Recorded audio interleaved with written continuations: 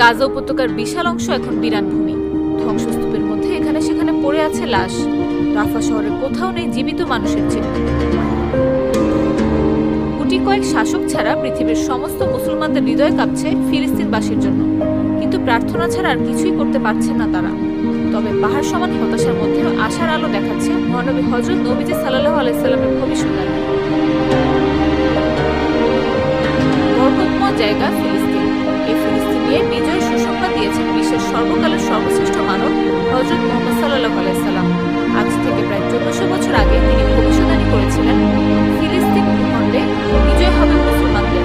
ইহুদিদের একটি দলের সঙ্গে মুসলমানদের যুদ্ধ হবে। তাদের নানা অত্যাচার নিপীড়ন উপেক্ষা করে শেষ হাসি হাসবে মুসলমানদের। হাদিসের ব্যাখ্যাকাররা বলছেন, সত্যের দিকে অগ্রসর হচ্ছে নবীজির শেষ ভবিষ্যদ্বাণী। হযরত আবু উমামা রাদিয়াল্লাহু আনহু থেকে বর্ণিত, রাসূল সাল্লাল্লাহু আলাইহি সাল্লাম বলেন, উম্মতে মুহাম্মাদের একটি দল সবসময় সত্যের উপর বিজয়ী হবে। শত্রুর সামনে তারা সবসময় পরাক্রমশালী থাকবে। দুর্ভিক্ষ ছাড়া কিছুতেই তারা দমে যাবে না। কিয়ামত পর্যন্ত তারা এমনই থাকবে। সাহাবীরা জিজ্ঞাসা করলেন, এই দল কোথায় থাকবে? রাসূল সাল্লাল্লাহু আলাইহি সাল্লাম বলেন, তাদের অবস্থান হবে বাইতুল মুকাদ্দাসের আশেপাশে।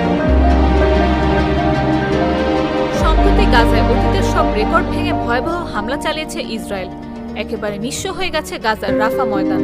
অনেক ইসলামী চিন্তাবিদ একে রাসূল সাল্লাল্লাহু আলাইহি সাল্লামের ভবিষ্যদ্বাণীর সত্যতা বলে বিবেচনা করছেন, যে ভবিষ্যদ্বাণী অনুসারে সাময়িক কষ্ট হলেও শেষ বিজয় হবে মুসলমানদের।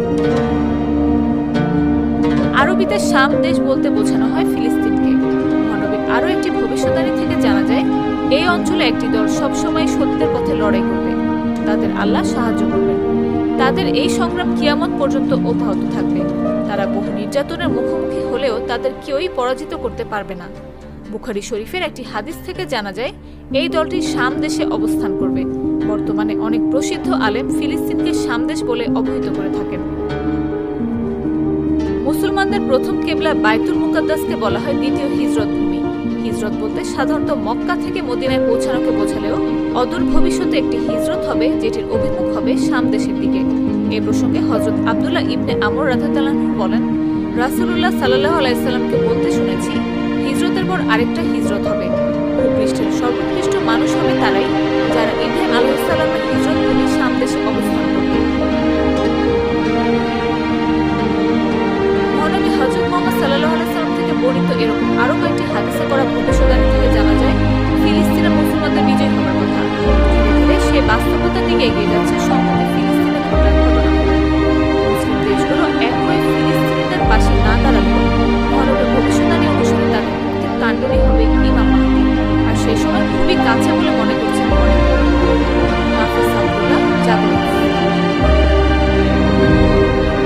বান্ডেল থাকলে প্রতি সেনমানিতে টাকা বাঁচবে। বিকাশ সেনমানি বান্ডেল কিনে জিতুন প্রতি লেনদেনে।